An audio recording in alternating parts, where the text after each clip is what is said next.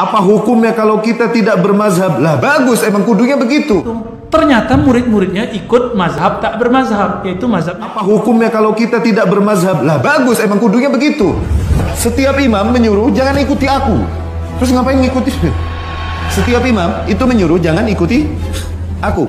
Bagaimana dengan yang menyatakan kami tidak mengikuti madhab tapi berada atau berdasar Al-Quran dan hadis saja? Nah, semua madhab itu Quran hadis. Nah, yang lainnya apa? Yang lainnya Taurat Injil gitu. Semuanya itu Quran hadis, nggak ada yang nggak Quran hadis. Cuman ini masalahnya semboyan saja, jargonnya Quran Sunnah. Ya sama semuanya Quran Sunnah, nggak ada yang Taurat wal Injil, nggak ada.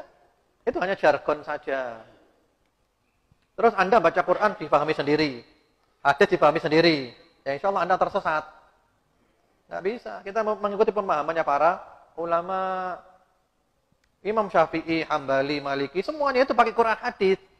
Cuman mereka memahami dan dihidangkan kepada kita. Ini loh kesimpulannya. Nah, kita tinggal ngambil kesimpulannya. Nah, kalau kita Quran dipahami sendiri, hadis dipahami sendiri, akhirnya nanti nulis kitab judulnya ternyata akhirat tidak kekal. Wah, ini kan tersesat ini. Al-Quran dipahami sendiri. Ada lagi yang nulis buku sholat tahajud di siang hari. Wah, ini ajaran aneh-aneh ini.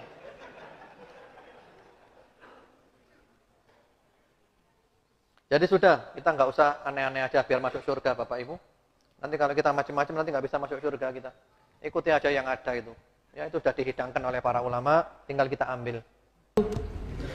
Orang yang paling jelas ikutan dia benar, Imam Syafi'i atau Imam TV?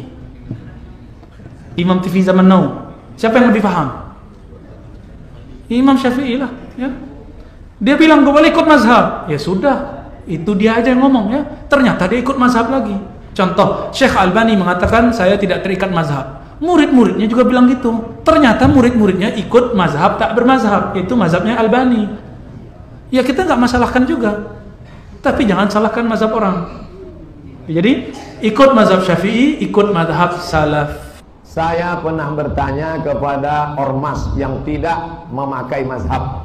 Sebenarnya boleh dan bisa tidak kita tidak bermazhab. Antum baca Quran, mohon maaf, bukan mengetes. Antum baca Quran dari mana bisa tahu pandai baca Quran? Enggak, metode yang antum pakai, alif, yang saya pakai dulu, alif di atas alif di bawah, alif di depan u, a, i, u. Sama. Berarti kita sedang bermazhab namanya mazhab Qaidah Baghdadiyah. Anak-anak sekarang tak pakai itu. Sabah. Ini dia mazhab namanya mazhab Kiai Haji As'ad Humam dari Yogyakarta. Nah, Allah nyuruh kita baca Quran. Iqra'ul Quran kata Nabi. Fa innahu ya'ti yaumil qiyamah. Quran akan datang hari kiamat. Cara membacanya bagaimana? Begitu juga dengan mazhab ini. Quran, hadis, ijma', qiyas. Bendanya sudah ada, tapi cara mengambil istimbat hukumnya bagaimana? Maka datanglah Muhammad bin Idris Asy-Syafi'i, ditulisnya satu kitab usul fikih paling tua di dunia, namanya kitab Ar-Risalah. Yang menulisnya namanya Rabi' Al-Muradi, dipanggilnya muridnya namanya Rabi'. Rabi', ta'al, sini sebentar Rabi'.